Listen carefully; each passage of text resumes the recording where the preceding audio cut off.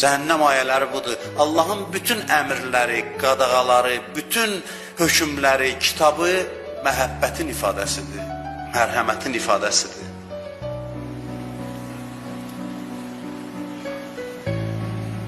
Ən mehriban tərzdə siz Allah Qurana baxın, ən mehriban tərzdə Allah günahkarlarla danışır.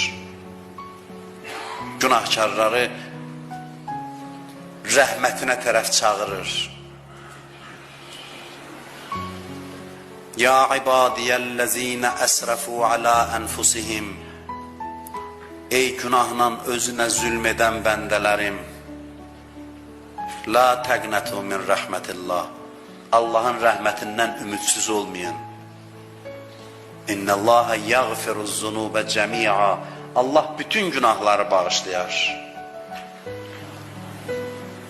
Qafir surəsinə baxın, evdə açıb baxa bilərsiniz.